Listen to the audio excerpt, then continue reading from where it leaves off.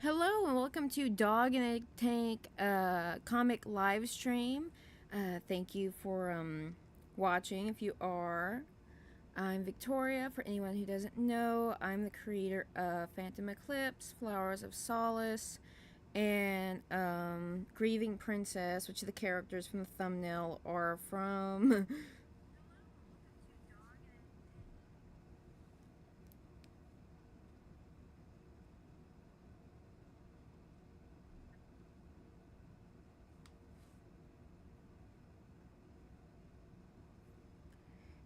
Had a little bit of problem there with the connection, but I got working now. Hopefully we won't have the Wi-Fi issues from last time. That was a pain.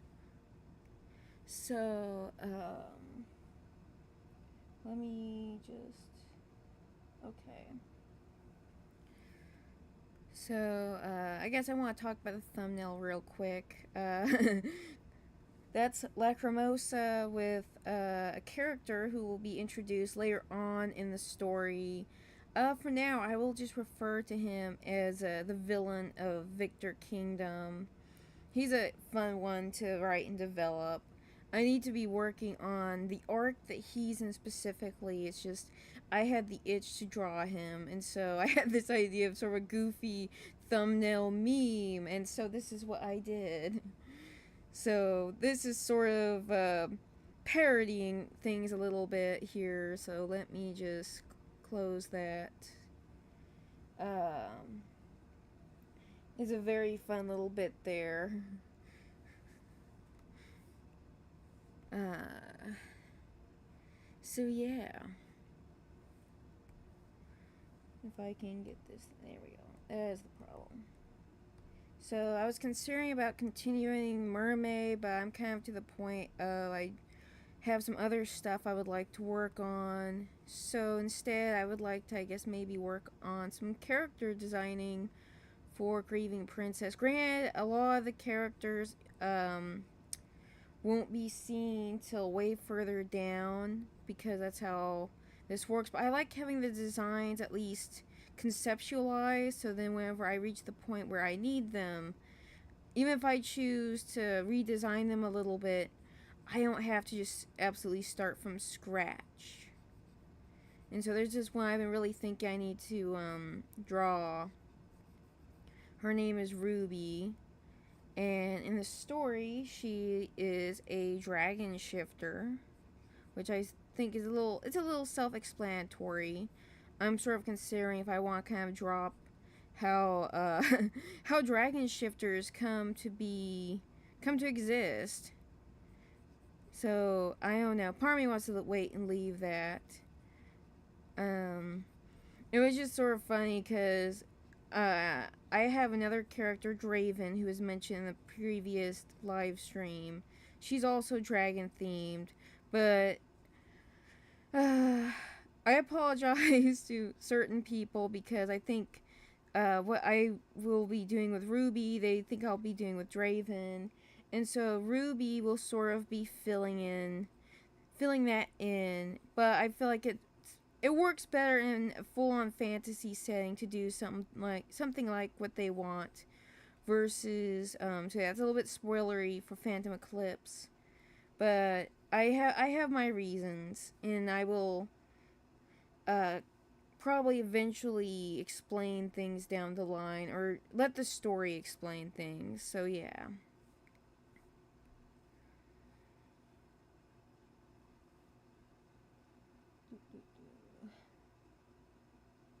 Okay.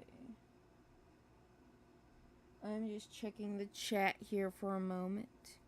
And I was sort of thinking about Ruby today, as in like what she would sound like. And I had the funny idea, well, not so much funny, but sort of interesting idea that I very rarely think about what the characters themselves sound like, which I guess sounds weird. I mean, I have to hear like a specific voice done by a character, done by someone, you know, in a cartoon or anime or something, be like, yeah, that's the voice. That's why I want this character. That's how I apologize for stuttering there, or whatever. But basically, hearing it and be like, yeah, that's how so and so would sound like. And I feel like that's just something that's a me thing. I mean, I hear about how other people are like, yeah, that's exactly how I hear my character, or I hear my character's voice. But for me, I kind of have to hear someone else do a character that may be comparable to my character to kind of get a better idea of what. Let me switch. There we go. The character would sound like. And so for Ruby, I was thinking it'd be kind of interesting to have her sound a little, I guess, Cajun perhaps. Um, I don't know. It's not that I want it to be a quirk. It's just something I was thinking would work and kind of highlight what an outsider slash outlier she is, because she's growing up amongst dragons, and while the dragons can talk, it's not like the elves where there's this hyper focus on like education and things. And so she would just, well, she would be learning from someone else, but the dragons are just different compared to things. Dragons are just super intelligent usually, depending on which version you subscribe to or prefer or whatever you may have. So for Ruby, I was just thinking that's sort of how she would sound like. Just, you know, give me a minute here. Let me see if I can actually do a decent impression here. Uh, I am not a professional voice actor, so I sincerely apologize if A, I butcher the lovely accent, and B, I have zero. I only have a little bit of what I have from playing around my voice at times, but I imagine that she'd sound, a little bit like this. Like, it wouldn't be a full on Cajun, but she would have that tone or, accent to her voice. She grew up in the countryside with her dragon folk, and she just, she's an outsider. And she also was sort of raised by a centaur a little bit. Yeah, I'm also awkward because I know I'm live. So if I wasn't live or if I was professional, I would be able to maintain that. So I apologize. So yeah, I imagine that she would sort of sound a little bit like Gambit, but a little toned down. Because that's sort of where I learned the Cajun accent from, was Gambit from X-Men. And by X-Men, I mean, whatever it's called. Wolverine the X-Men. I forgot from it. But it was a really good cartoon back in the early, well, not so much early 2000s, kind of late 2000s going into the 2010s era there. I think I want to kind of. She's kind of she's kind of a little bit brawny because she is a dragon shifter. So she's basically part elf and part dragon, hence dragon shifter. She has an elven form that she stays in for part of the time, basically just so she's a little bit less obvious to people. She can slap on a cloak and go around without being noticed too much till the cloak gets knocked off or something. But yeah, I need to probably at some point. I have a lot of stuff I need to develop, so I just may making mental notes here and there about what characters I need to sit down and really just develop.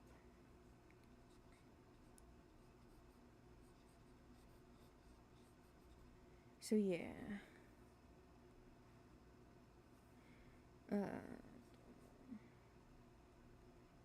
There we go. So yeah. As I go for the wrong layer. That's the story of a digital artist. And then you have the artist who can just literally do everything on one layer, which is insane. but impressive. I used to do everything on one layer back when I was a young back when I was just a young one.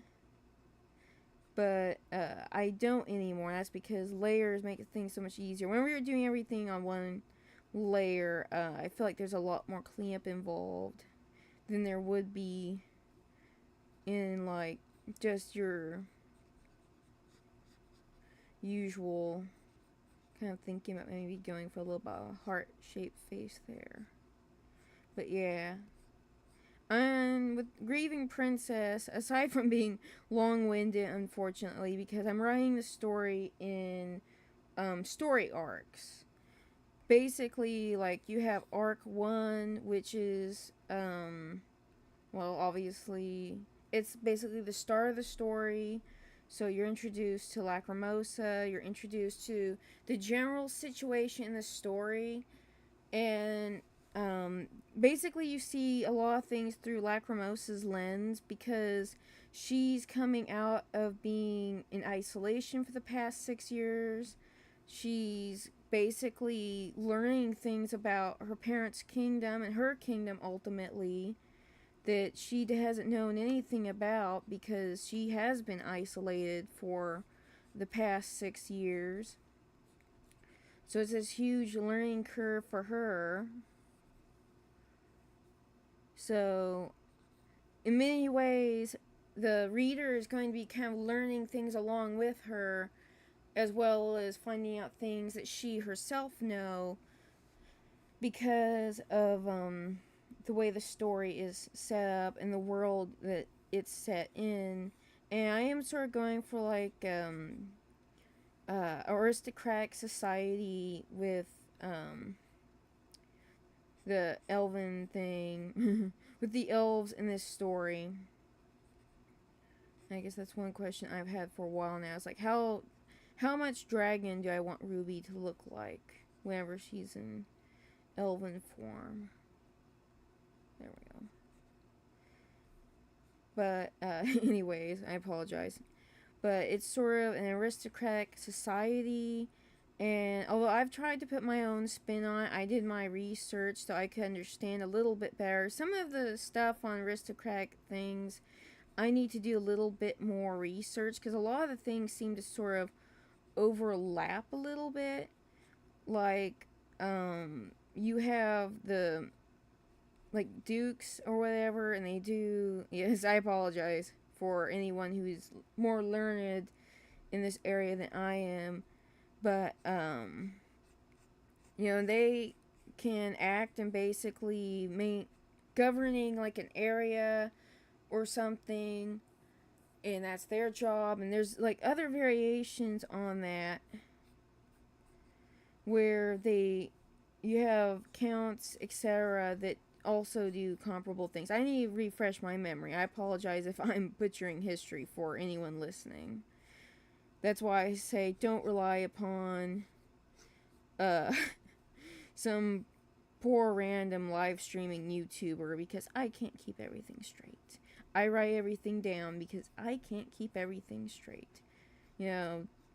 It's good to have reference material, not just for art, but for everything, whatever it is that you're doing, because you can't just try to cram everything into your head and go, oh, I'll remember that. You won't. Trust me, you won't. I know I don't. And I'm not trying to cut anyone down who can, by some miracle, do, but it just, to me, it really helps to write things down. That is why I write everything down. So yeah, that's sort of the society that Grieving Princess is set in. It's also, well, you basically have a bunch of these different elven kingdoms, and there's also what's called the Nocturne Empire. And arguably in the story, the Nocturne Empire is just sort of the original elven kingdom. Back whenever they went from kind of a warring time in their period, basically a warring time in their history, and now they're at a point where, well, at that point in time, it was shifting gears, and it became the first kingdom. And the person that started it was a very good, noble person. And then things greatly went south, to say the least. Because I do plan on eventually getting into that in the plot, since that's very much kind of part of the problem in the story, that basically the Nocturne Empire, which it wasn't called Nocturne Empire, and it being called Empire at all is what happened after it got taken over. So that basically resulted in the empire being built via conquering various kingdoms. It's under very evil management to keep that short and sweet. And so that's kind of part of the reason why Lacrimosa was hid away, is because if she hadn't been, then she would basically be leveraged to take control of her kingdom, the Mathia kingdom. Even though it is, by the time the story that we step into comes into play, it's basically under under new management due to the loss of its king and queen due to things that they did. And so, yeah, there's that.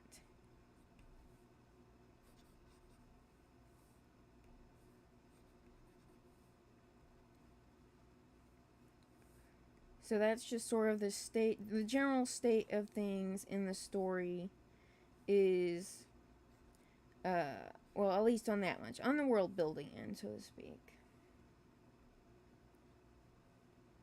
So, yeah. I'm not 100%. That's the kind of face I want for her. I like the scales around the top. I don't know about the rest. But, yeah, you have the Elven Kingdoms. You have the dragons, of course, which are basically, they're their own little community, so to speak. Although a lot of them just live alone, since they are predators, and predators don't always get along.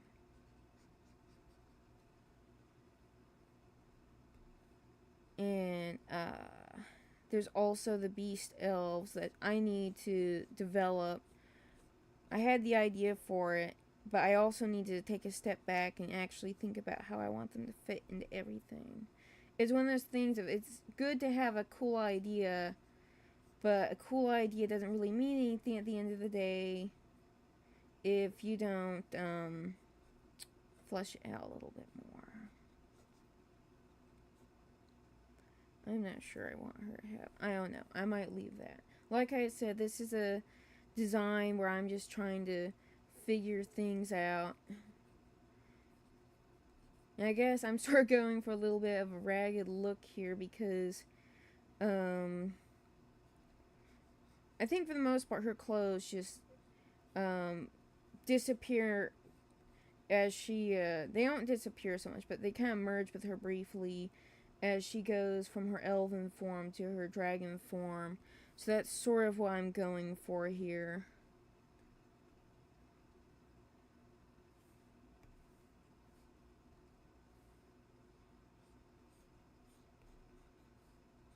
And I hate how these feet look. There we go. That's better. That's better. Stretch them down a little bit.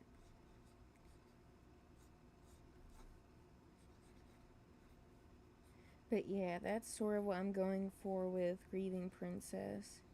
And I guess for anyone who might eventually since I feel like I'm just sitting here alone, which is fine. If nothing else, I'm just getting my thoughts out there, and I can. Maybe someone will come along and check this out at a later date. But, here we go.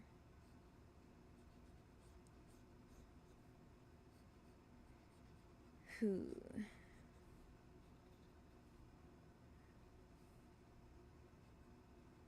Yeah. I guess for anyone who would like to know, yes, now I apologize, I drifted there for a minute because I was focused on the drawing. But But I guess anyone who might be interested in checking out my work, and that's the big thing behind doing the live streams, is just getting out there and putting something out there. I mean, getting stuff out there, because I'm trying to work on building something up, is basically, well, for anyone of interest, yes, I apologize, I'm repeating myself, but my goal with my work is just to put out stories that I feel like I don't see out there, that I want to share with people. I want there to be just good, clear entertainment. It's maybe a little, intense for anyone who's looking for something fresh and new. And, I just want it to be a break from the political side of things, because I feel like it's easy to get caught up in politics and just, drown in it, because it's stressful. It's real life. It's frustrating. And entertainment is very much, our little escape from that. And that's why I would like to kind of put out into the world, is that little bit of an escape, through my work, through the live streams, through the comics.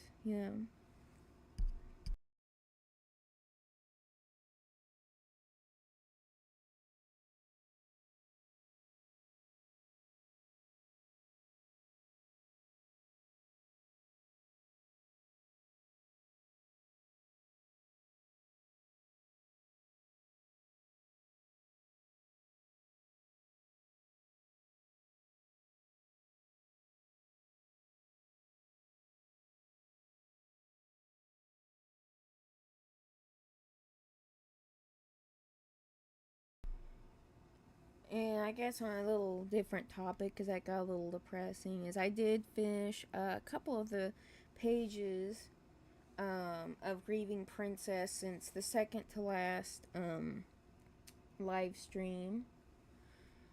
I still have more to go. It's that thing of there's always more work to be done. So I'm contemplating about maybe popping over to that and working on it a little bit. Yeah, I think I will just leave this for now.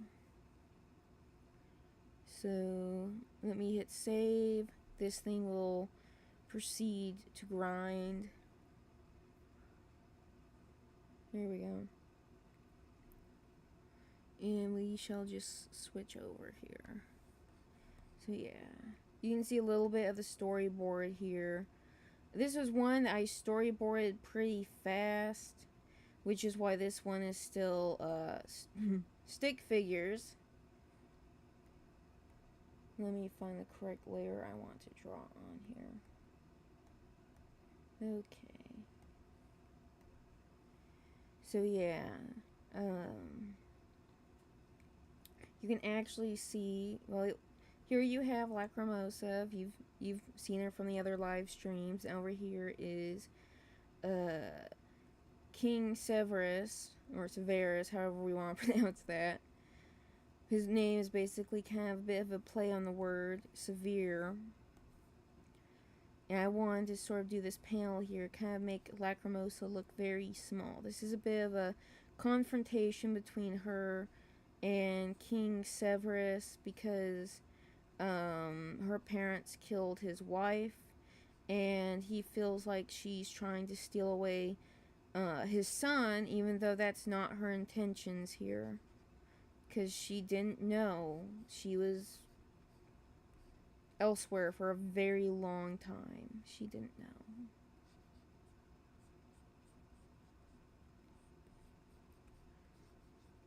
Try to get this set up.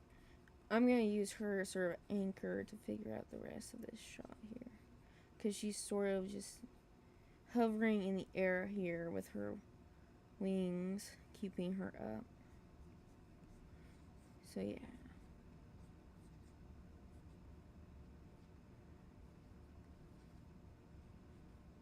It's kind of a sad moment here, because she didn't know so much of what has happened since she's been gone. I mean, I think it's that thing of she knew her parents were probably dead, but she didn't know a lot of the other things, and that is something that we touched upon in story. But it's just something I wanted to take a moment here to touch on.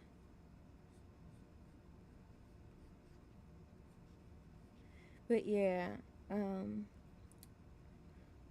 a lot of I still struggle with writing main characters, and the key thing is to think about the situation and kind of get an idea of what you would do in that situation, and then ask yourself what your main characters would do in that situation. And she's not the type to run to just take a swing at somebody. I mean, she has to be kind of forced into that sort of position to feel like she has to do anything like that. So yeah, kind of tense body language here because she's on edge. She doesn't understand why he's angry. I mean, she knows a little bit based on what Concord just told her, but she doesn't know all the details.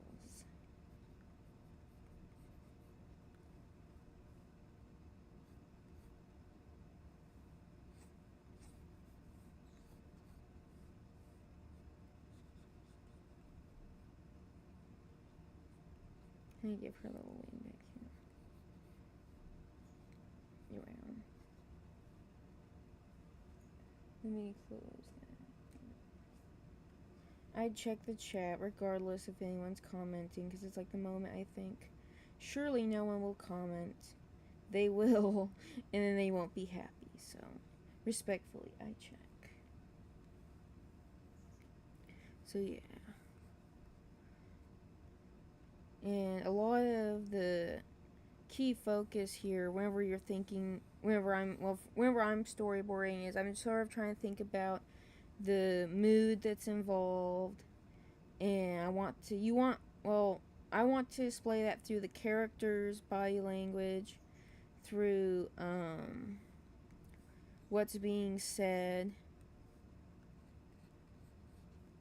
all these little things that, build up the story.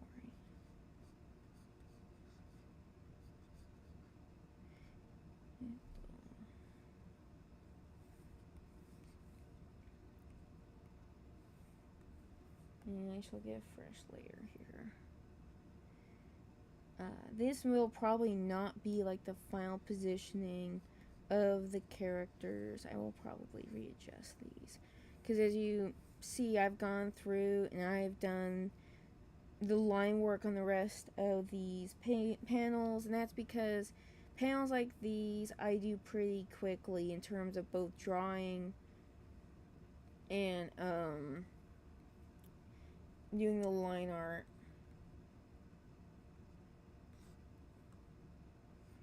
And I see something I shall fix later. So yeah, I like knock. It depends on how I feel. Sometimes I will knock out a harder panel. Sometimes I will knock out the easy ones. It really depends.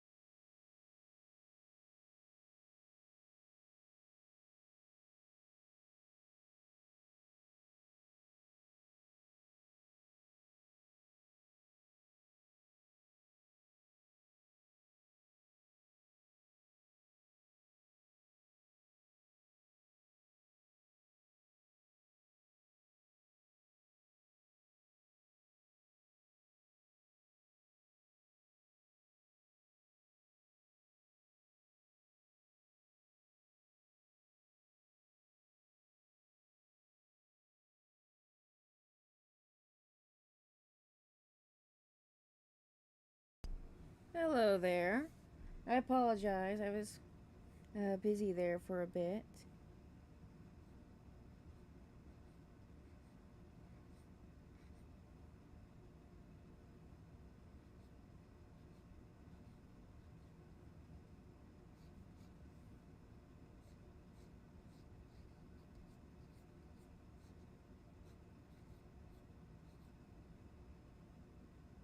Thank you for tuning on to this stream.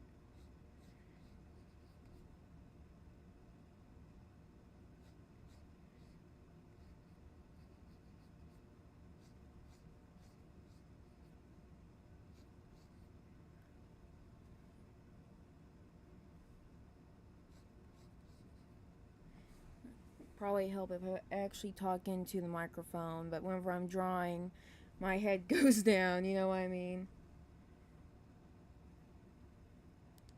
There we go. Cool. What kind of game?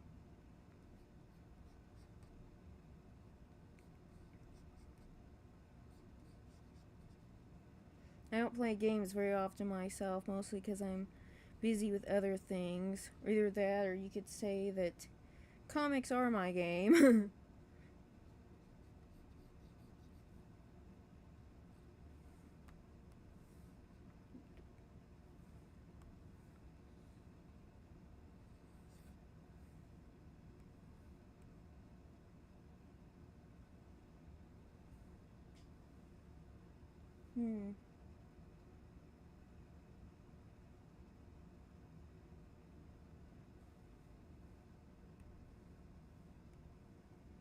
hmm. I don't think I've heard of that one before, but then again, like I said, I'm not really one for games. I get busy on things. But still, thank you very much for popping in.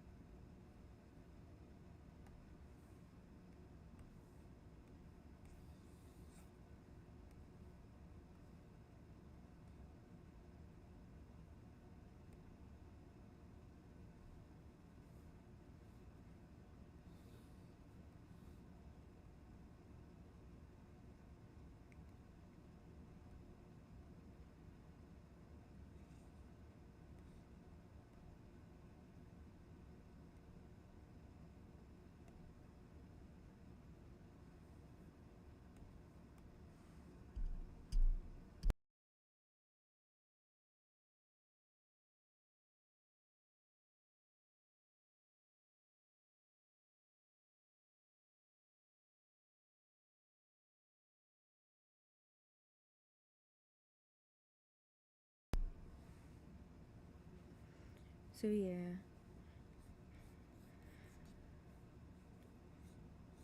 Sort of reworking the alignment here because I feel like it could be a little bit better. I can get this thing. There we go. That's the beauty of digital. Digital is a tool and also a hindrance at times. But that's how technology can be.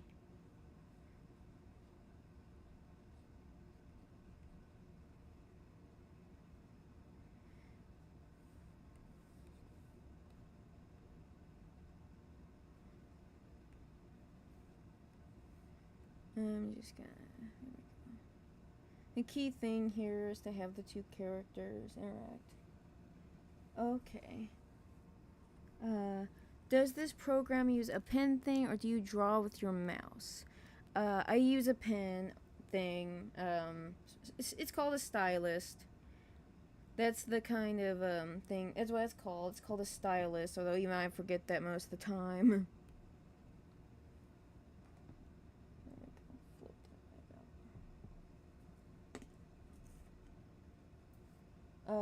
This is Clip Art Studio. Uh, Although I think you might be. You said program thing, but I'm using a. This is a drawing tablet, so yeah. I used to be able to draw with mouse. I have not drawn with a mouse in years. I don't think I could at this point. That's how things are. you stop doing it and you just sort of lose that. Oh, hmm, thank you.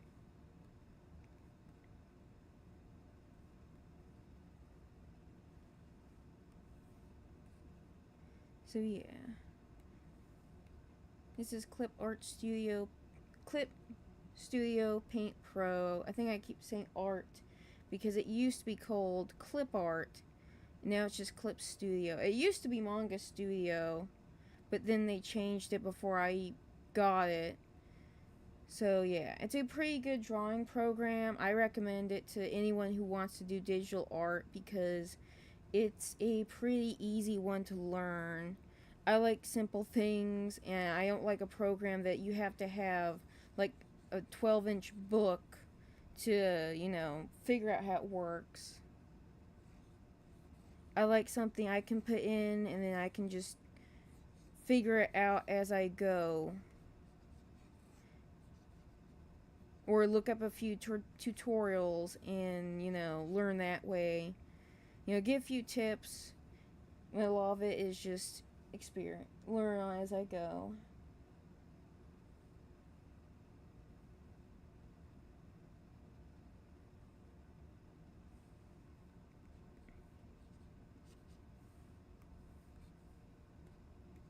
But yeah, I think if you actually get like the XE version, you get more bells and whistles, but I think it's also more expensive. And since what I'm using it for, I don't really want to blow a chunk on it. And it's really shot up in recent years.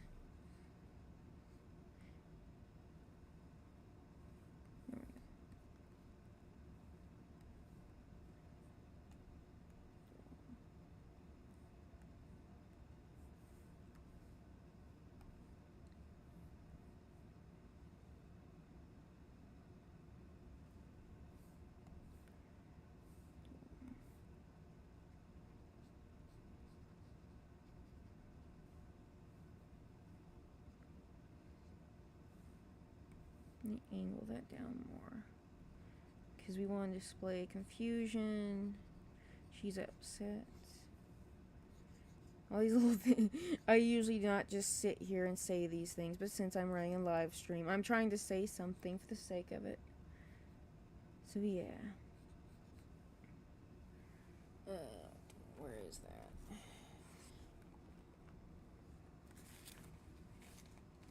Here we go.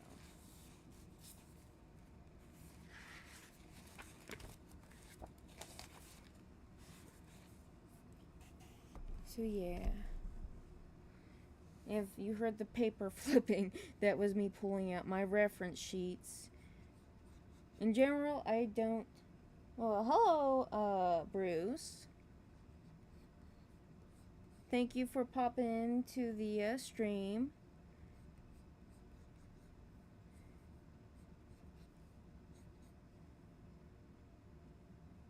I really appreciate it. I appreciate anyone who watches these. I really appreciate it.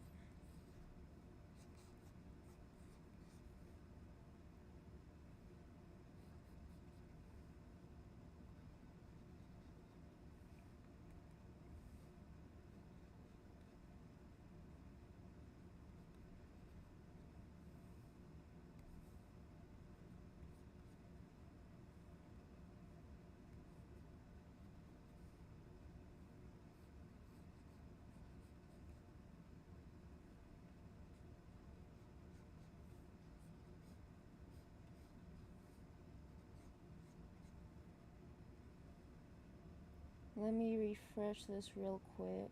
Okay. I'm trying to watch the chat now. Now I know that there are more people watching, so if you want to say anything, go right ahead. And thank you all for popping in.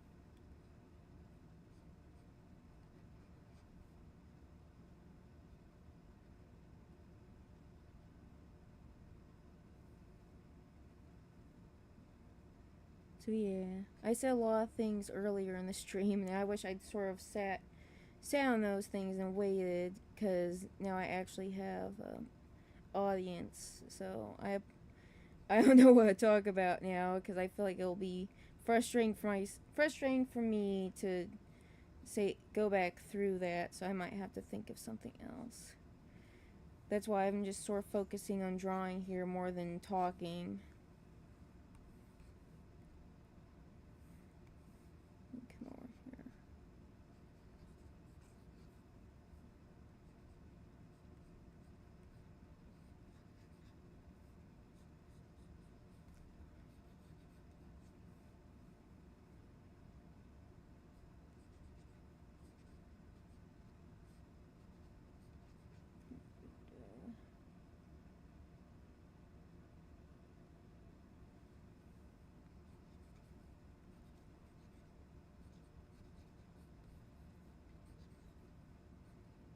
Hmm. Trying to say how much I want this to overlap before I make the final call here.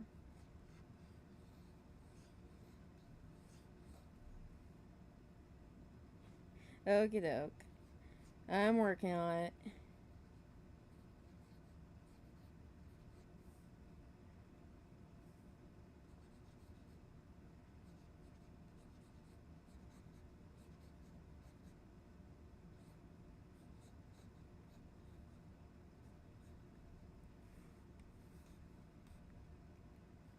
I think I might go back to just her having her legs tucked up under her. Not because it's easier, but because I feel like from this angle, if they're kind of. There we go. That'll do. That's a bit better. I just feel like from this angle, no one's gonna really. That's fine.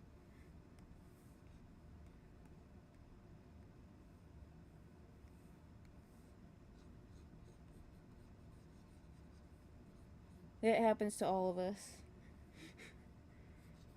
You type in, all of a sudden you realize the stupid caps lock is on. It's a pain.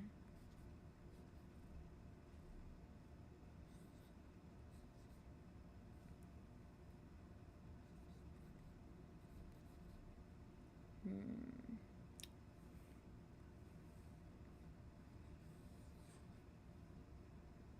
Drink. There we go.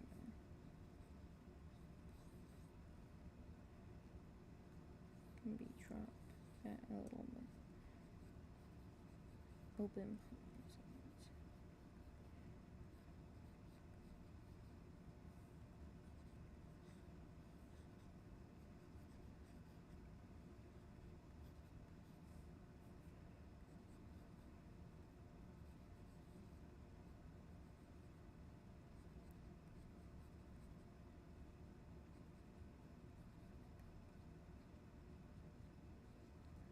Yeah.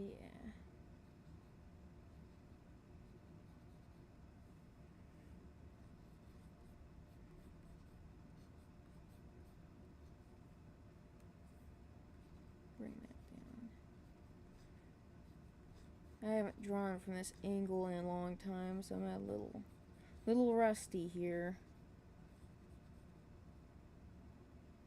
Whenever I did Phantom Eclipse, I didn't really do much practice outside of the comic itself. So the comic was the practice for me, and I think it's great if you are literally just doing a comic for practice, or that's I was basically just learning as I went.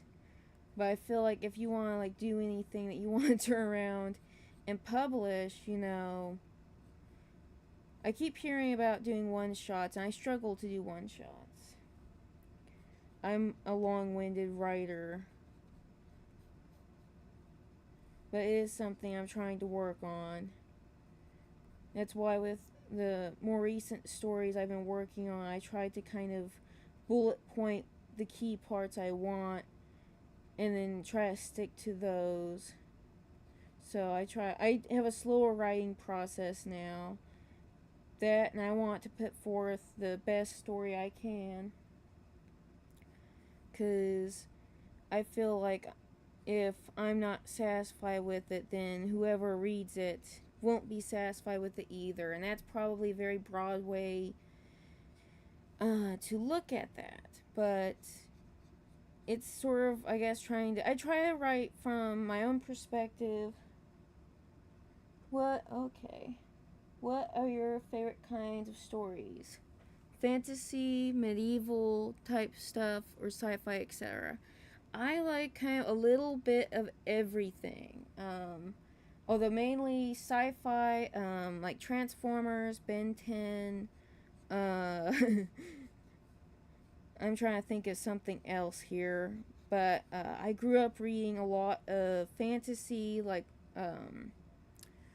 The Hobbit by Laura the my bad. The Hobbit by J.R.R. Tolkien. I only recently really got through all of Lord of the Rings, and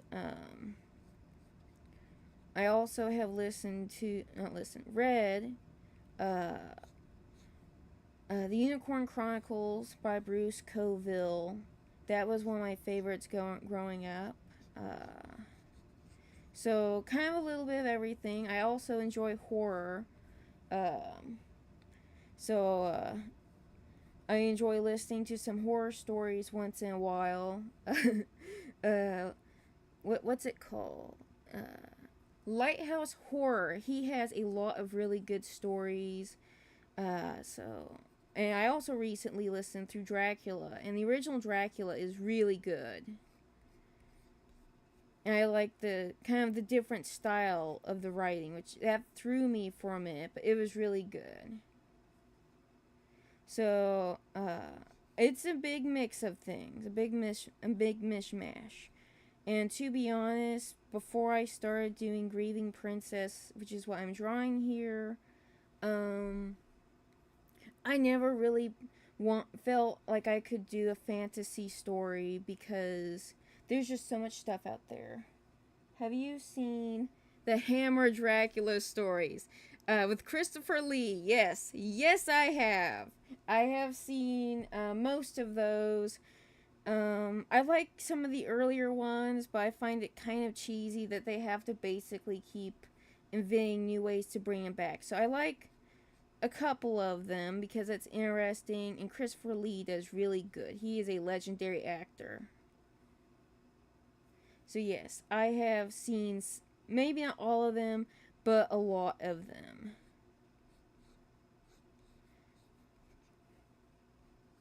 And I have seen the the original Dracula with Bela Lugosi. And it was really interesting to listen through the book and then think about the other Dracula. Oh, the Frankenstein. I don't think I've seen the I apologize if I switch topics here. I don't think I have seen the Frankenstein one yet. So I may have to look into that. Who all's in it?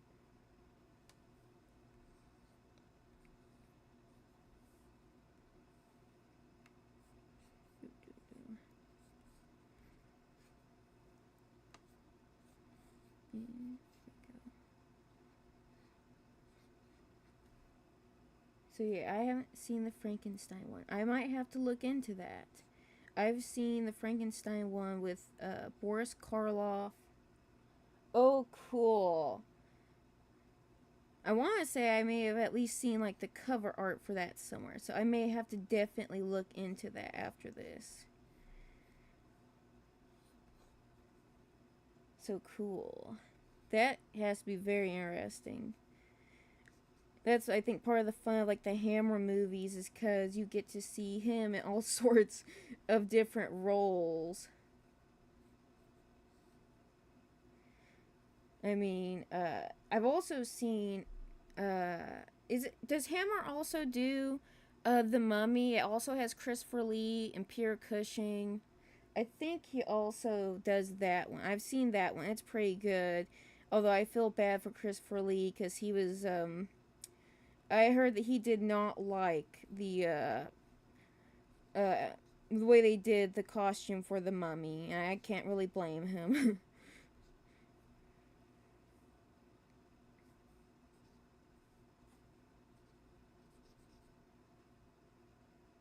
Okay, cool. I thought so. It seemed like they were just sort of a duo for those movies. So yeah, I do enjoy my fair share of horror, and I have seen some of the Hammer ones. I've also seen the one where Peter Cushing runs like this. I can't think of the actual name of the movie, but he has like this store, and people come in. One guy steals a badge, and he takes it home, and like everything goes horribly wrong. So there's that one. And it's like all these people keep doing wrong by Peter Cushing's character, and it's just that was a very different one. I think I just saw that one last year, which is why it came to mind. So yeah.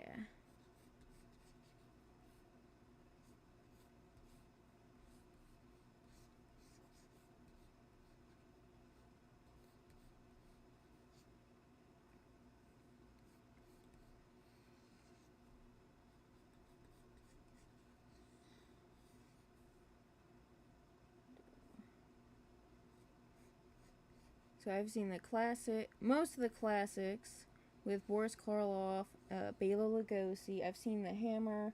Oh yeah, I would say check it out at least once, because some things it's horror. I feel like is a very yes, yeah, that one. And I think one of the artifacts is like a mirror. Like I said, some guy steals a badge, I believe, and basically he's lying to someone about being in the army or something. But yeah, it's a very different like a bunch of short stories wrapped into one movie. Yeah, that's the one.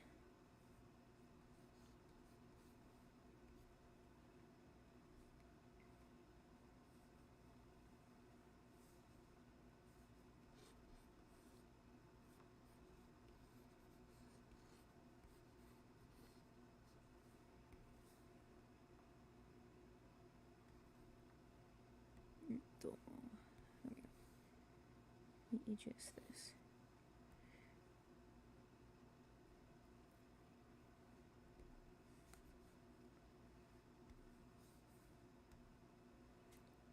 So yeah, I'm trying to think of some other horror films I've seen.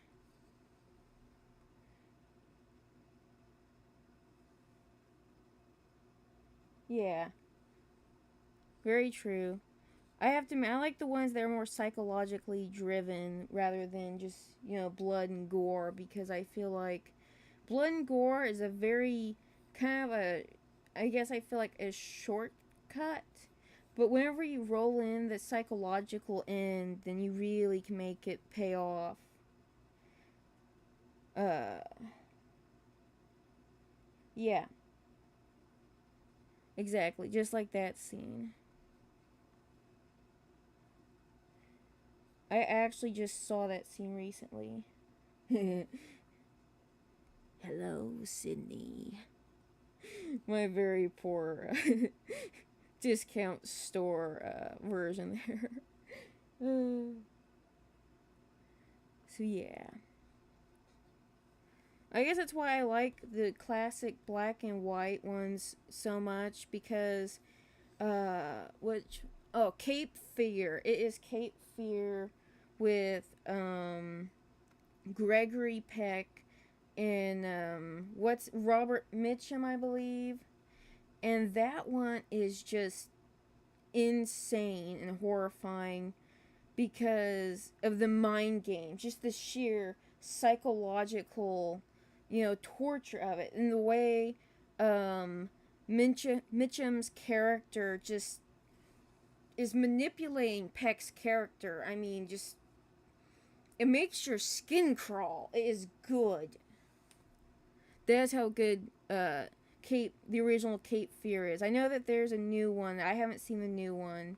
Not a new one. A remake. But yeah. I like the classic one with the Peck and Mitchum, because it makes your skin crawl. And I guess to kind of go a little bit away from horror, another movie that does really good at the psychological mind games is what's it called?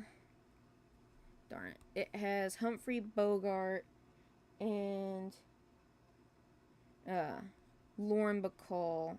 And of course, that's a lot of the Humphrey Bogart and Lauren Bacall movies. Oh, it's Humphrey Bogart and Lauren Bacall. Uh, Key Largo. Key Largo. That one is also. It's not horror.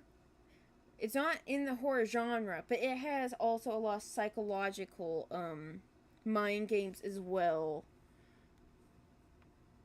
It makes the ending so satisfying. So yeah,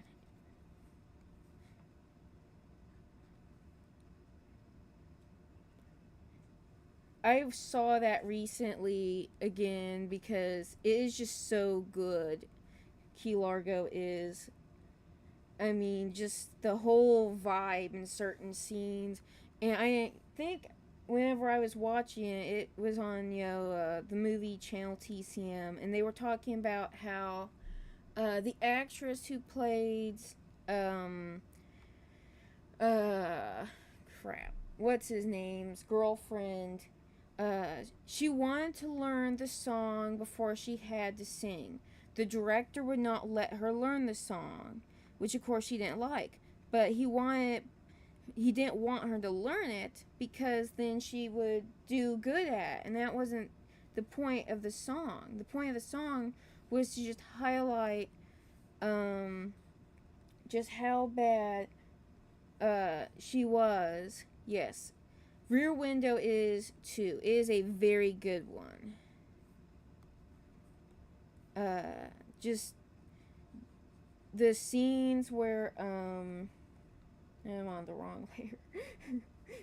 uh, where Grace Kelly's character is in darn it, Raymond Burr's character's apartment. I mean, that is just horrifying. I'm not a very big fan of Albert Hitchcock because of some of the things I heard that he's done to people that were not good. But he did know how to make a hell of a friggin' um, horror film. I will give credit where credit is due. Uh, Psycho is also really good, and it's kind of there is some gore, but it's not just gore heavy. You see enough to get the gist of it.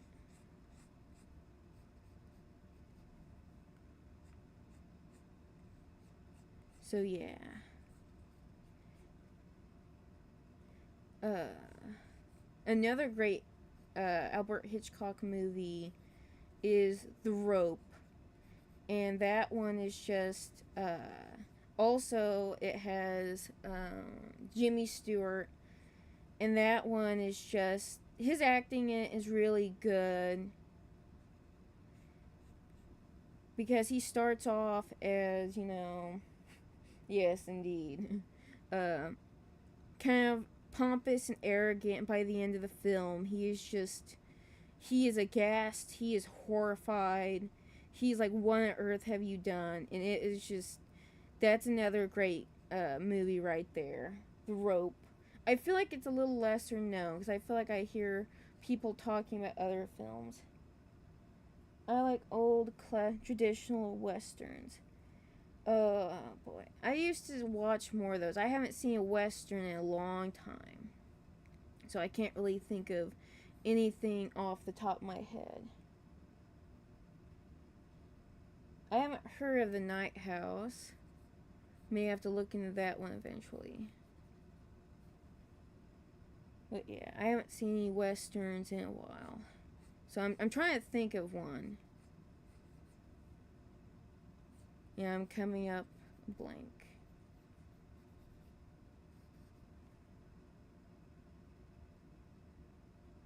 Okay, Stagecoach. I don't think I have seen Stagecoach. I probably just need to start making a list of various movies that I haven't either haven't seen or want to see, whether just for like rewatch value or you know, just because.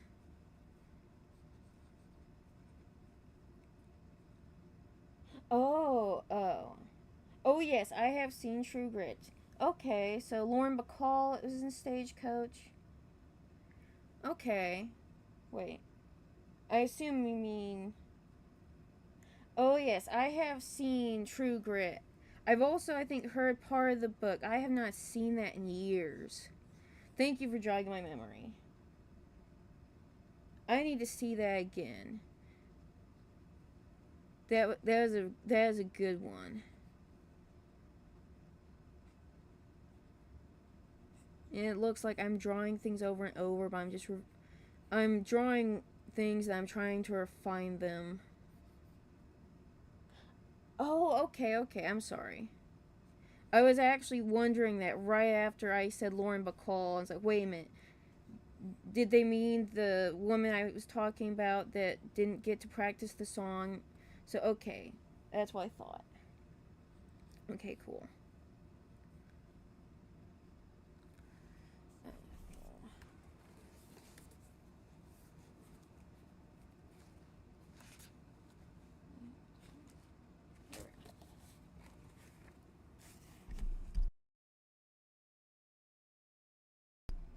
So, yeah.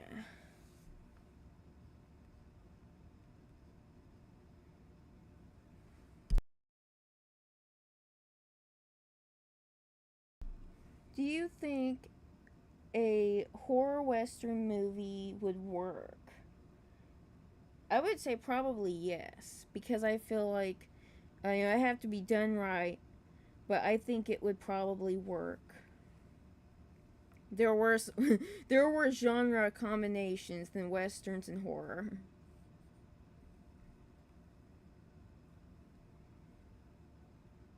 It's all about execution and conceptualization at the end of the day.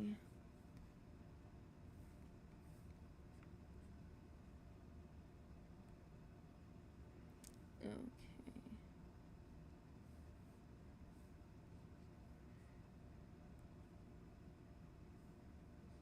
That is where it matters the most. Conceptualization and yeah. Give me a minute here. Okay. Now I need to probably check out Stagecoach. Who else is in it?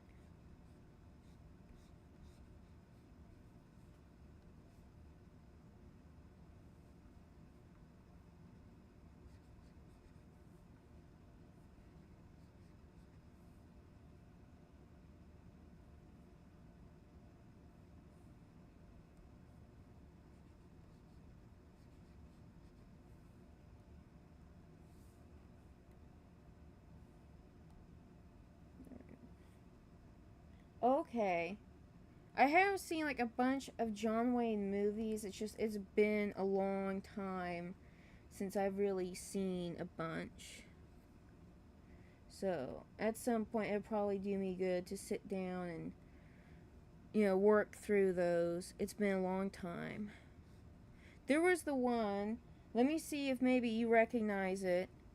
Uh, I think it also has John Wick, but there's like a family attacked by Native Americans, and they take the daughters and then disappear. I keep forgetting. It's one of those movies that I remember because of how horrifying it was and just how sad, but I don't ever really remember the name. And knowing my luck, it'll turn out to be Stagecoach, but I doubt it.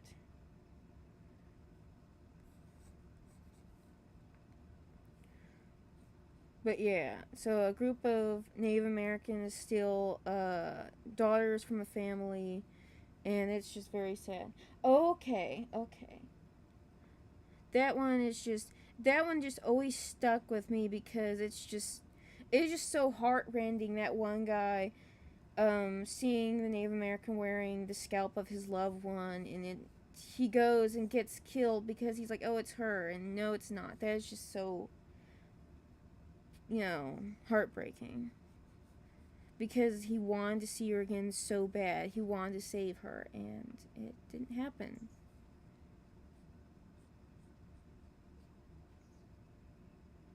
Yeah, I need to see that one again. But yeah, some of the movies just stick with me better, and that is when I saw, I want to say like once years ago, and I forget the name, but I remember that part in particular. So yeah, thank you for reminding me.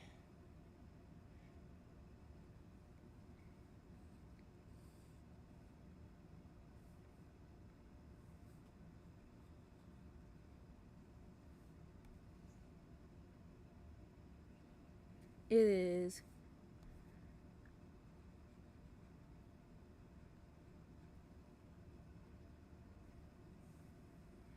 So yeah.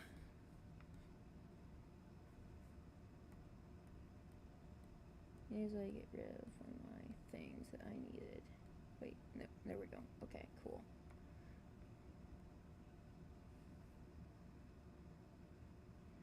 Okie doke.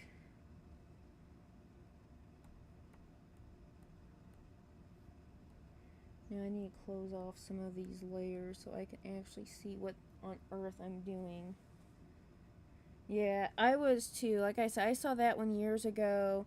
I do not think I have ever seen it since, and it just stuck with me because of just how good it was and how um sad some of the scenes were.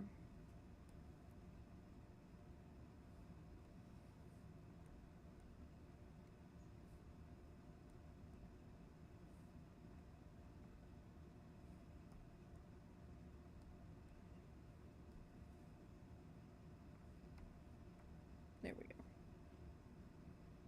So yeah, I need to see that one again.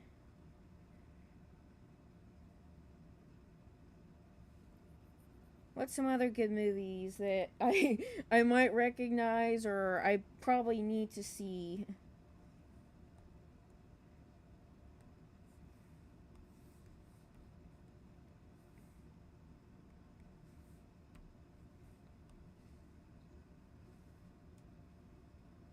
Yeah, it was.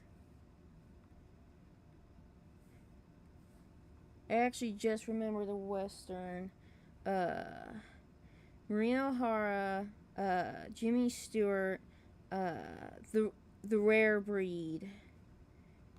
That was, I've seen that a few times, I think, which is why I'm thinking of it.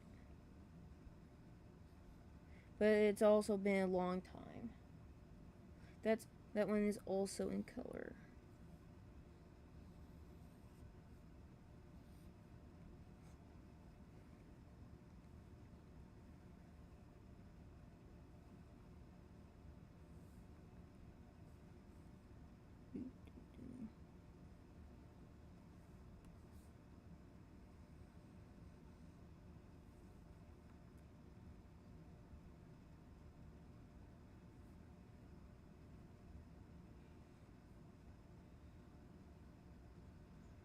I'm actually shocked that I'm sort of being able to at least finish the line art on this panel. But that's good. That means I'm a step closer to eventually wrapping up this page.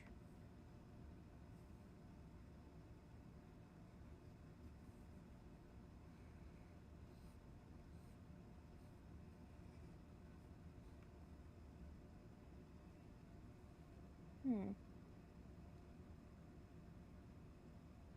Oh yes, McClintock. I forgot about that one. I have seen that one. Been a while though. I keep saying that because it really truly has been a long time since I've really seen a lot of westerns.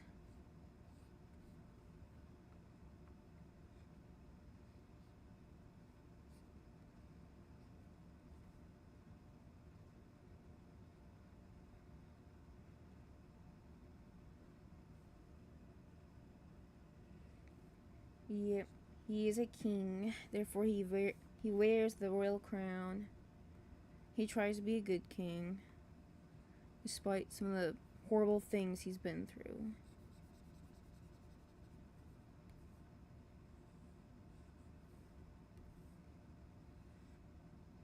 Yeah, I used the wrong pen. Oh well.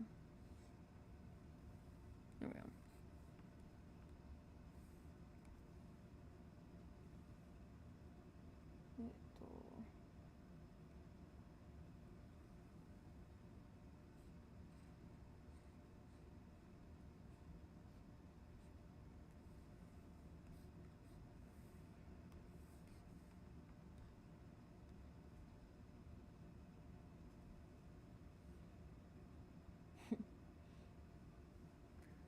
Yeah, I need to see a lot of these again.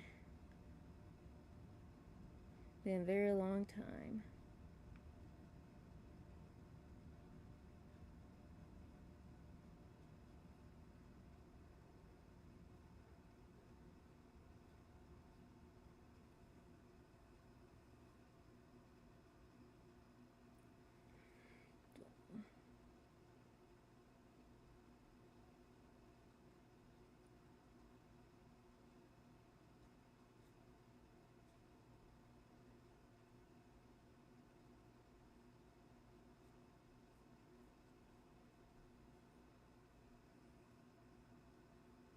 Hmm.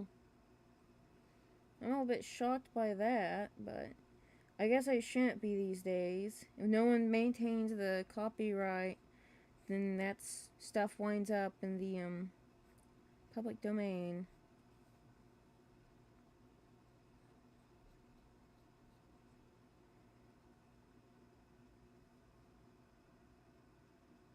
In a way, I sort of think that's a little sad when things do wind up in the public domain because, someone at some point in time, put in the effort to, develop it and create the characters, and now it's just a free for all for whoever wants to do whatever with it. Because I think Winnie the Pooh came into the public domain not long ago, and someone was doing like a Winnie the Pooh horror comic, which I have to admit I feel a little mixed on.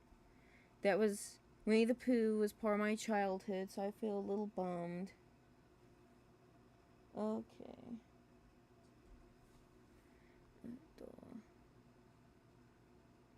Let me see if I can read this. In 1994, a legal case determined the film was in the public domain in the United States, but the music score remained under copyright. Huh. I am reading the comment above that. Well, things happen, I guess. I mean, it's kind of sad, like I said.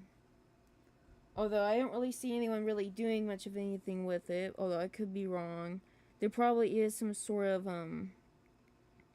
someone out there that loves it and would probably do all sorts of things with it. At least that's who that's who I hope gets it.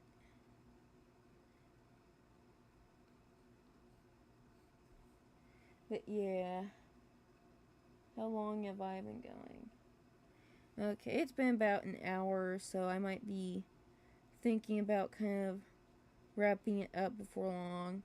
I'm not trying to make his feathers here fluffy. I'm trying to make it look a little ragged because he's been through a war and his wings are not, he's a king, but just because he's a king doesn't mean that they aren't going to be a little rough.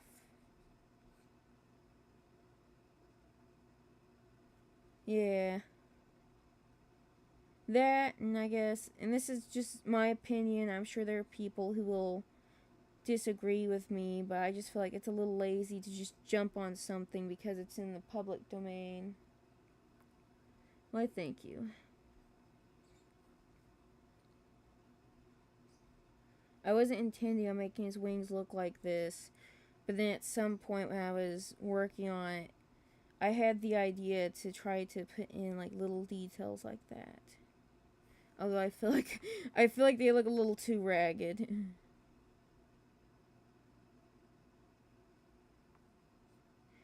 Yeah, Hammond, if you're still in the chat there, uh oh,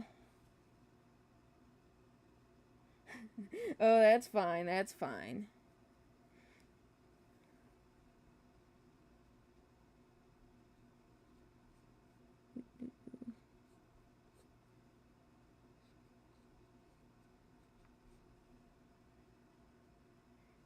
Yes, bit by bit.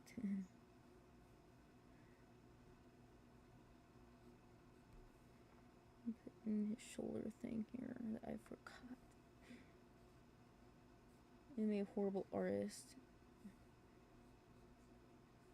But then again, practice makes perfect. These are all new characters to me, so I have to learn. It's a learning curve. That's yeah. Oh. Okay, cool. So, Hammond, what horror film was that? That horror western thing that you mentioned?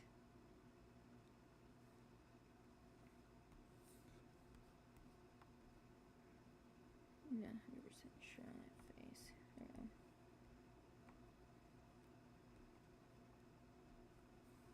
Yeah.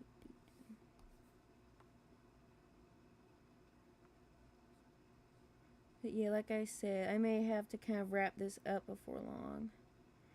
I mean, I'm making a lot of progress, which is great because uh, it seems like I'll do like a bunch of stuff and I'll go through a period, but I feel like I get nothing done.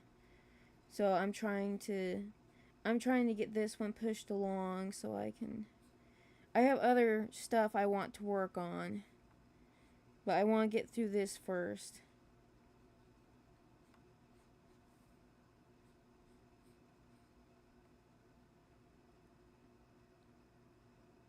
Hmm.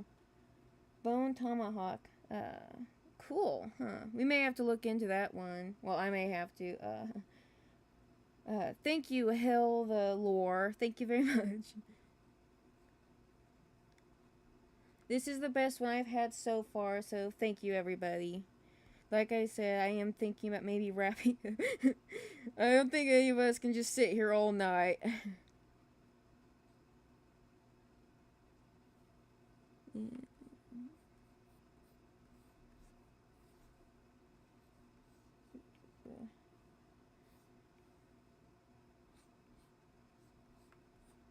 So yeah, I think that I will finish the line art on this in a minute whenever I get done kind of reworking her face a wee bit.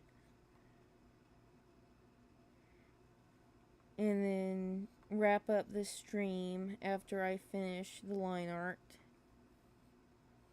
If that's okay with you all.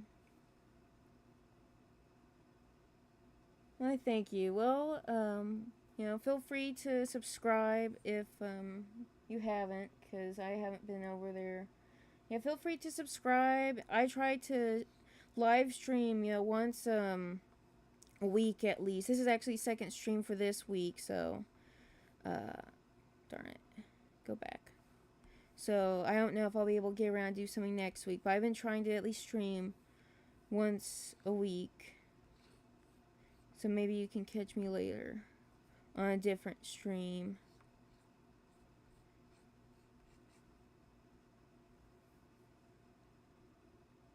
It is pretty calming. Because I am trying to make this more of like a business, it can be a little stressful sometimes, but that's because of what I'm trying to do with it more than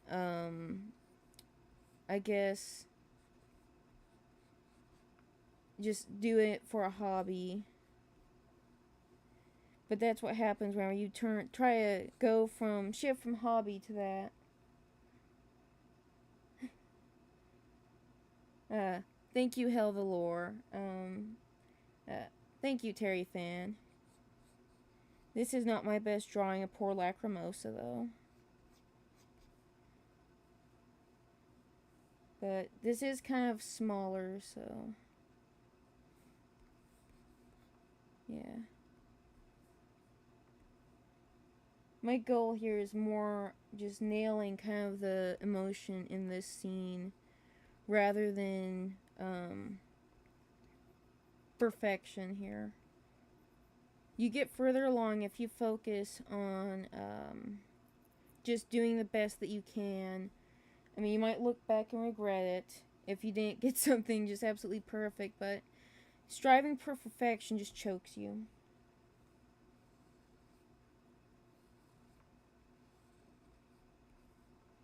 I'm still working on her wings.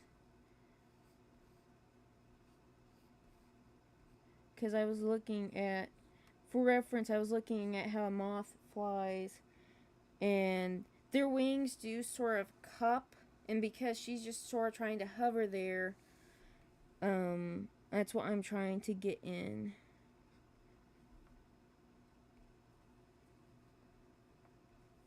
So let me find, there we go, right layer. So I think that will do for now on the drawing end.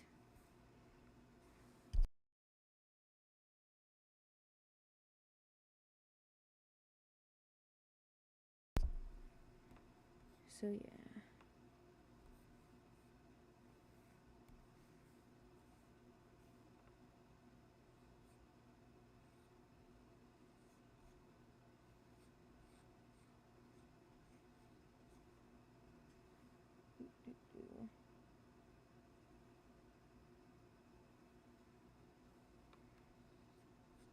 So yeah.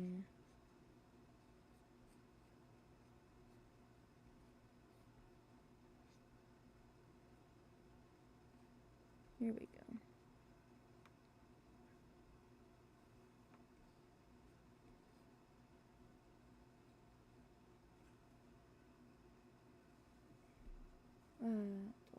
I assume you mean what? Uh, where did you get the inspiration for her name? Um. Uh. Oh dear. Give me a minute here. Well, lacrimosa means to be in a state of grieving, or lacrimose does. And because the series is called Grieving Princess, that is where kind of her name, that's kind of where her name comes from. I did have an older character whose name is also Lacrimosa, but in all honesty, these characters, I wasn't even thinking about that character whenever I created this one except for the name.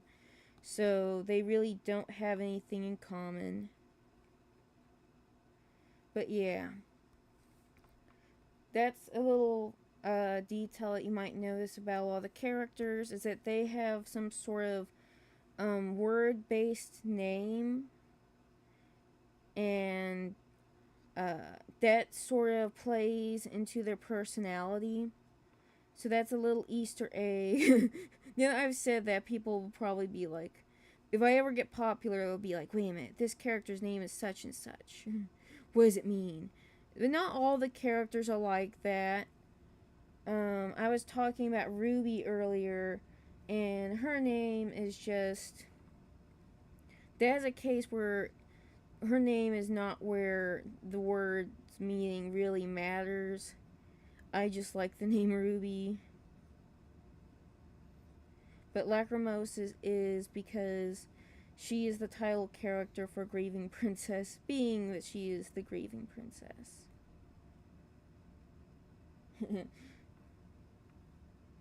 So yeah.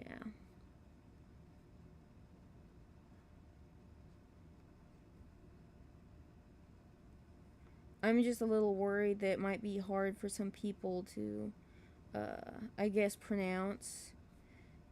And I have been trying to like think of a nickname for Lacrimosa because it's such a mouthful, but I can't think of anything good. So she's just going to have to deal with being called the full name every time I have to write her or someone says her name. So yeah.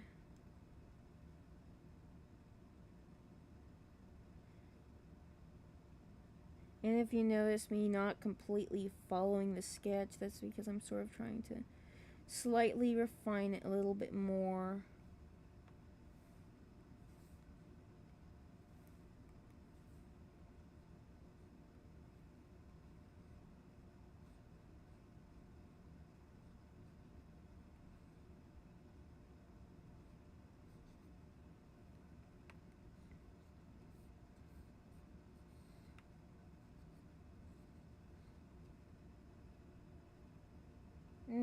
I don't think that really works because she's based on Lunar Moth.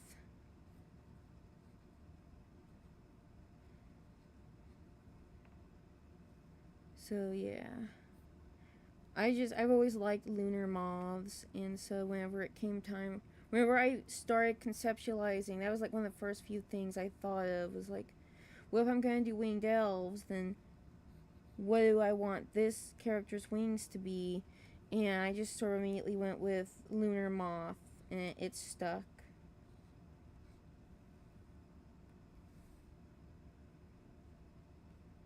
So yeah, there maybe other characters will have like little nicknames for her. You'll have to wait and see.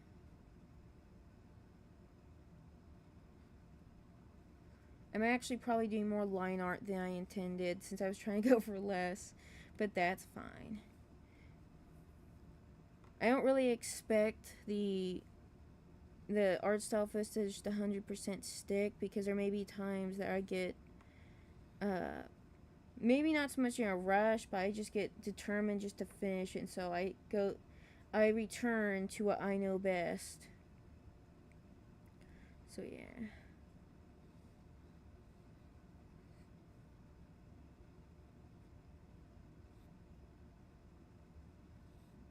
There we go.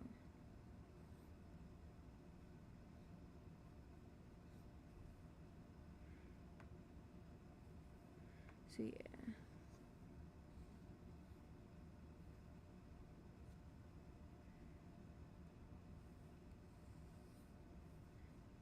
So yeah, in this story there's like moth type winged elves. There's bird winged elves like you see Concord and Severus. And if you saw the thumbnail, which I assume you did, uh, oh, I love the wings on that character. I really do.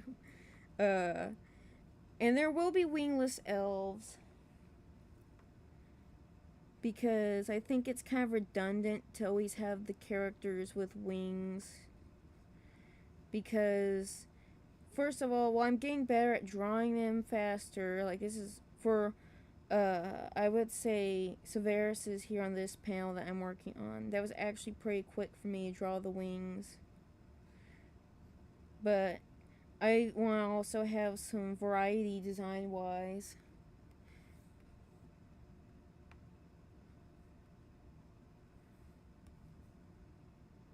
I think that what I will do with her back wings is just sort of, they're not going to just absolutely be complete. There we go.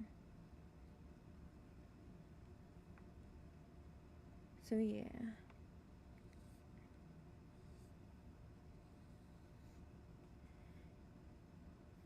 So we're going for a little bit of figure 8 here.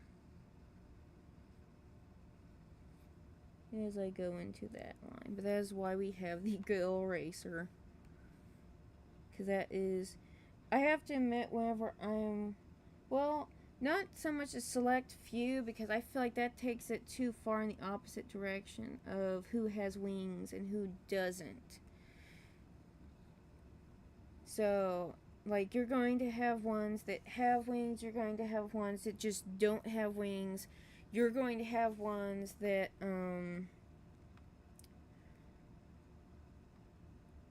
don't really know how to put this, so I think that I shall just leave it at that. And I forgot to do a little bit here. And that's going to take probably like a dozen layers right there to properly do that as I go outside the lines. But yeah, I don't want to go so far into having like only these people have wings because then I feel like that's just I'm just not very fond of that idea. I'll go with that. Now I have to clean up this mess. And I think I will just go with the start over option. The reason this is messy is because I was trying to do the colors before I did the line art. So that is why it is messy. So yeah. And I think I will just yeet. Get rid of that. And switch over to here. So yeah, here is one of the previous pages that I finished. I'm actually fairly happy with how this page, okay, well, I apologize, I missed your comment. Take like a bug life when the female, ants have wings. Yeah. I don't know, I just think that there's a, happy medium there. That, and I like the idea of the males having wings. Okay. And come over here. Okay. And that's messy. I could just sit here and, yes, I said earlier I was going to quit after I finished the line art on that one thing, and it's like, well, I'm on a roll. Is I completely color on the wrong spot. But yeah, the worst thing about kind of this looser line art version, there we go, is that I can't really use the select tool. I can, I can't, but that's, why, thank you. But that's not really where I want to go. Because if I could sit here for hours just trying to wrangle what I initially did of the colors that you just saw, but there's a reason why the saying pick your fights exists.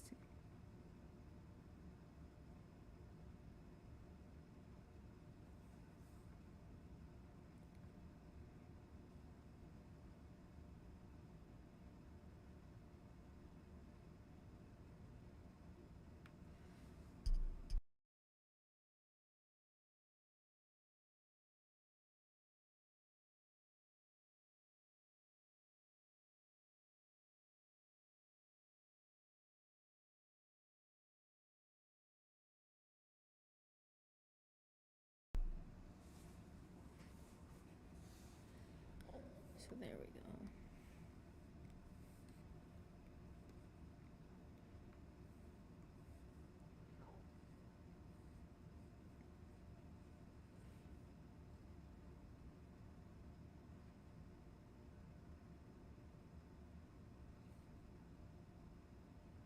I think I'll at least, I'm going to try not to do what I did earlier and say when I reach this point I'll stop. But I would like to, I guess, at least get, I guess her skin colored at least. I am sort of trying to color code some of the characters, but I will probably wind up using some colors because that's the way things work. That, and I just like certain colors, but you know, sometimes I have to go away from what my pet colors are, so that everybody doesn't just wind up looking, just blending in.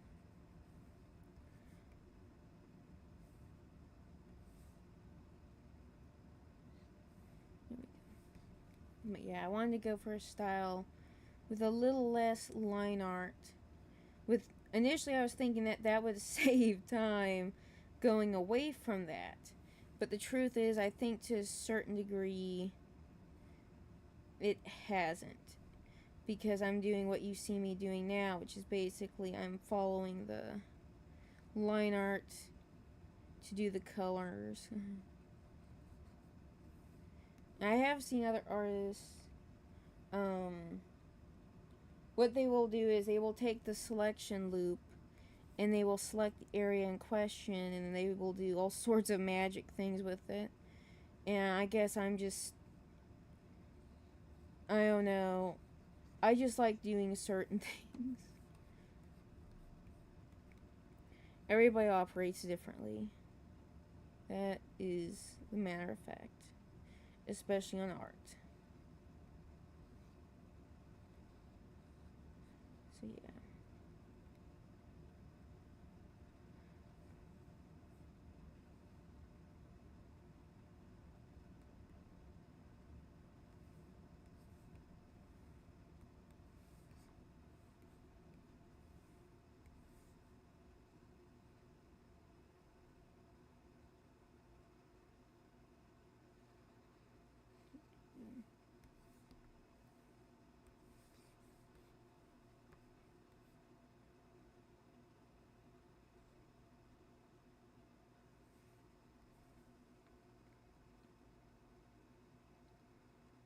you will see me going over the eyes, and that is why we have other layers. Do you draw every day? I try to, especially at the point I'm at right now. I get slower when I draw less, and it's very frustrating to have like a bunch of stuff you want to do, and you feel like you can't draw because you're moving slow. So I try to draw every day, or try to do something every day. I have kind of a goal in mind of what I want to do, so yeah, I try to draw every day, or at least whenever I can. My art style isn't perfect, and like I said, I don't want to go for perfect. I just want to do the best I can with what I have, and get, maybe not get there, but get to like the final stage of my art style where I'll be completely happy with it for the most part, or mostly happy. So yeah, I try to draw to some degree every day. I actually started doing some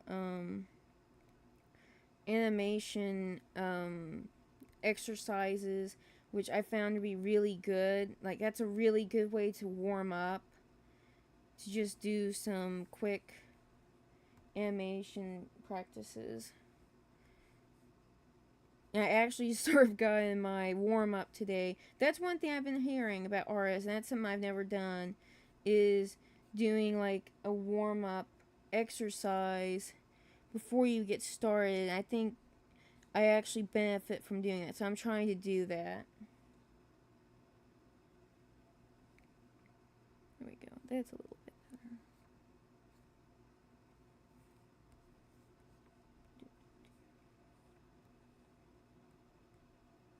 That actually felt really quick. So yeah.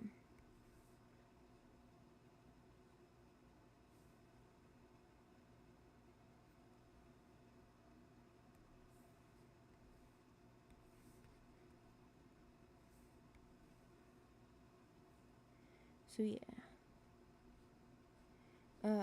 If you mean by draw every day, do I do a live stream or something every day? I don't. Like I said, I would like to do like a once. I'm trying to do like a once a week live stream, because that's also sort of helping me get stuff done. That's really helped me get the past couple of pages done, because I did part of it on the live stream, and then that helped me push and go ahead and just finish it, seal the deal and finish it. Because for me, the longest part it takes is the sketching and storyboarding, which is why I had most of the sketching done for this page before I started live streaming. That, and I was initially on my speed paints, I was doing, like, recording the whole thing from start to finish, but I'm to the point I think that those are just too long for people, so I'm trying to move away from that and then just do the sketch, record the rest of the process, and move on.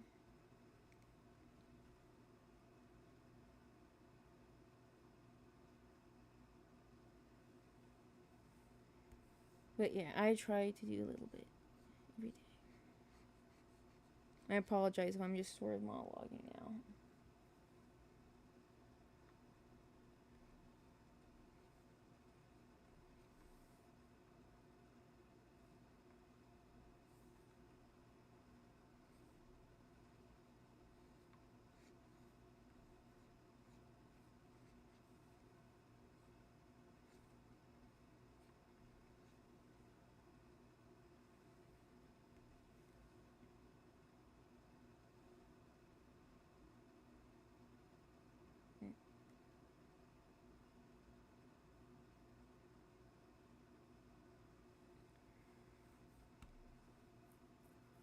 I mean, if I were to suggest any sort of like practices for someone who wants to get into art, and the best thing to do is just start with the basics. And that's something I wish I did when I started, because I was allergic to the basics. As a kid, I thought I was sort of above that, and that's a very poor mindset to have, because I had to go back and learn the basics whenever I started doing the comic or doing Phantom Eclipse, because that's what got me to the level you see me at now.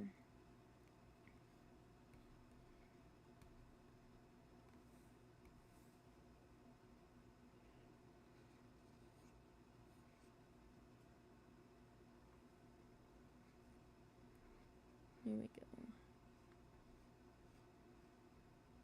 Another reason I wanted less line art was so I could do the hair like this. I just think it just looks really pretty whenever I'm able to not be restricted. I like doing line art for the hair whenever there's a bunch of it, but I also like having that freedom to do it like this, where I can just go wherever I want, because I feel like it looks a little bit more animated.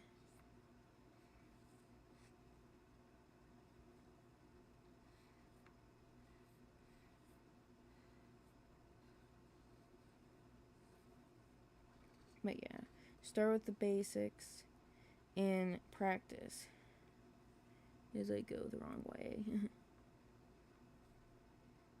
And practice is sometimes the hardest thing.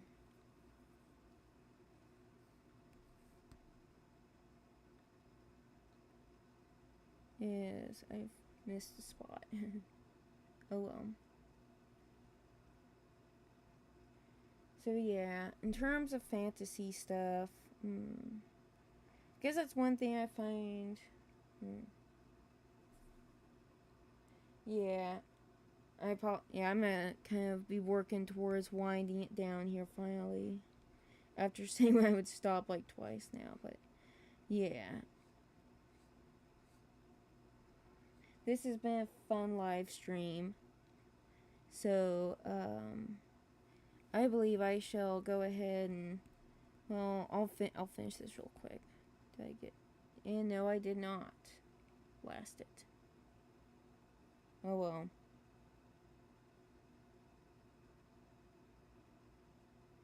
Wait for it to finish grinding.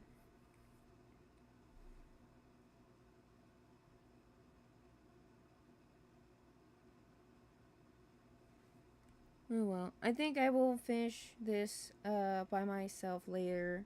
And I want to thank all of you for popping in to watch or listen or whatever it is you popped in. You know, thank you for commenting. I really appreciate it. And I guess that I shall be seeing you all next time on the next stream. So, yeah.